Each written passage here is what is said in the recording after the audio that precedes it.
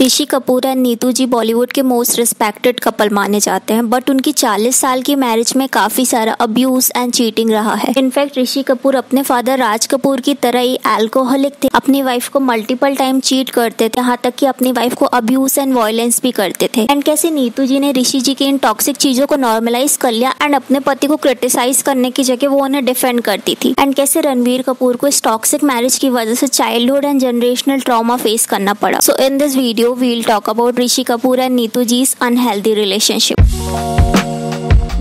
सो Rishi Kapoor first time Neetu ji से मिले थे जहरीला इंसान मूवी के सेट पे, जहां नीतू जी 14 ईयर की थी and Rishi ji 20 year old थे। So we all know Neetu ji ने बचपन से ही बॉलीवुड में चाइल्ड आर्टिस्ट के तौर पे वर्क किया है एंड सिर्फ 14 ईयर की एज से ही वो लीड रोल भी करने लगी थी। बट नीतू कपूर के अकॉर्डिंग उनका ऋषि जी के साथ फर्स्ट इंप्रेशन काफी हॉरिबल रहा था। सो नीतू जी ने कोल्ड इंटरव्यू में रिवील किया that Rishi ji had a habit of bullying. So वो नीतू जी के क्लोथ्स को लेके, उनके मेकअप को लेके उन्हें बुली करते थे। She said he was actually a brat who would bully everyone and I was very young at that time, but shortly वो दोनों डेट करने लगे थे।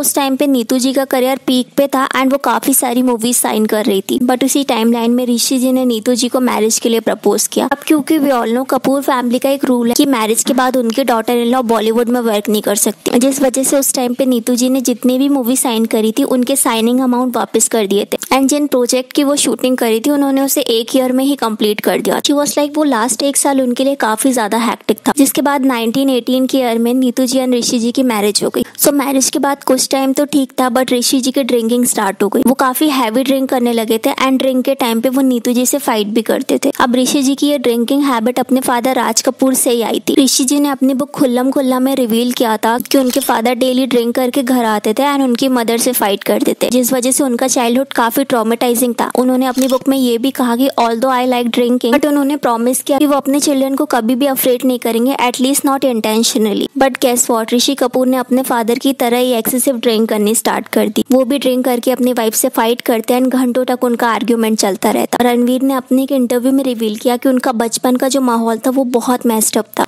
उनके father and mother always fight करते रहते थे, जिस वजह से वो काफी डिस्टर्ब रहते थे एंड वो फाइट से इतना डरते थे कि अराउंड 1 बजे से 5 बजे तक या जब तक उनकी फाइट रहती थी तब तक वो स्टेयर केस में ही रहते थे। इवन ही सेड कि उनके फादर से उनका रिलेशन भी उतना ओपन नहीं रहा। उनके फादर का स्टार्टिंग से एक अग्रेसिव नेचर रहा है। I never saw his eye color. I was always like this. I was just like, yes. I never said no. His temperament was so like volatile that it always scared me. So anybody who speaks in a louder tone from childhood, it started disturbing. My parents went through like of like fights, you know, where we live in a bungalow. So I've spent like most of my childhood on the staircases hearing them fight.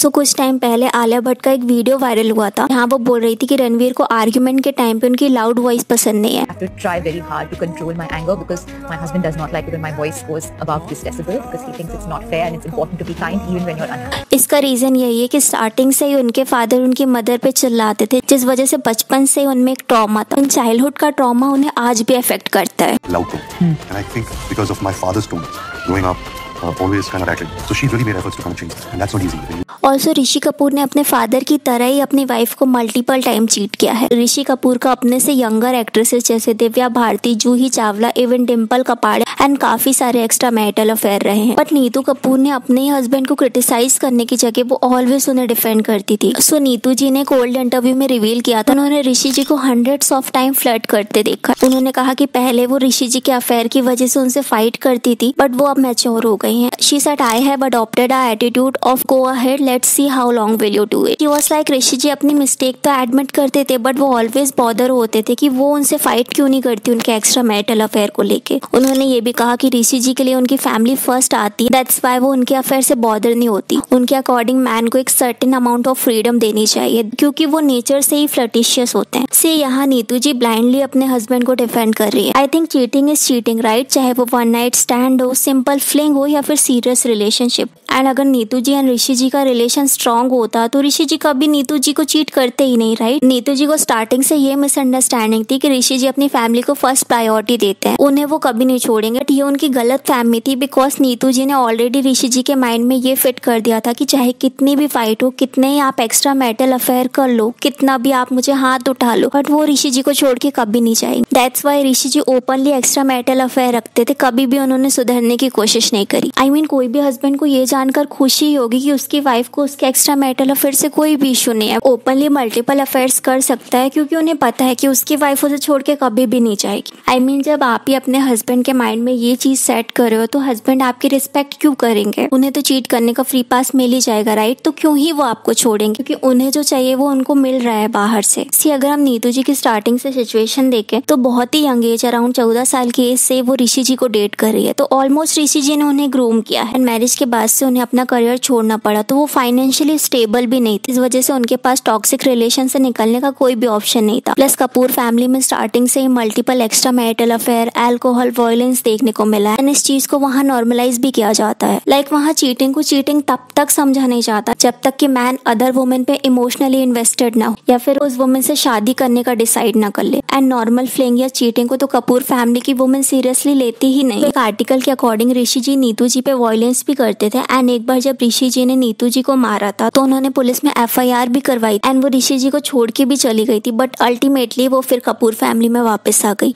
And Rishi जी की यही cheating and abusive relation की वजह से वो ज्यादातर रणवीर के close रहने लगी। बट नीतू जी ने रणवीर की जनरेशनल ट्रॉमा को ब्रेक करने की जगह रणवीर के द्वारा की गई चीटिंग को नॉर्मलाइज कर दिया। लाइक आप नीतू जी का ये स्टेटमेंट देखो जो उन्होंने कटरीना के लिए बोला था। She said just because he dated you for 7 years it doesn't mean he will marry you. ये डायरेक्टली कटरीना को उन्होंने शेड किया था। इससे हमें ये समझ में आता है कि नीतू जी ने ऋषि जी के टॉक्सिक बिहेवियर को तो एक्सेप्ट किया ही, साथ ही साथ रणवीर को भी रॉन्ग डायरेक्शन में जाने से नहीं रोका। ऑल्सो जब वो पब्लिक इवेंट में दिखते हैं तो आलिया के साथ उनका बिहेवियर भी क्रीपी रहता है। पब्लिक इवेंट के टाइम वो ऑल टाइम रणवीर के क्लोज होने का ट्राई करती है, उनका हैंड पकड़ती है एंड बहुत ही क्रीपी बिहेवियर शो करती है।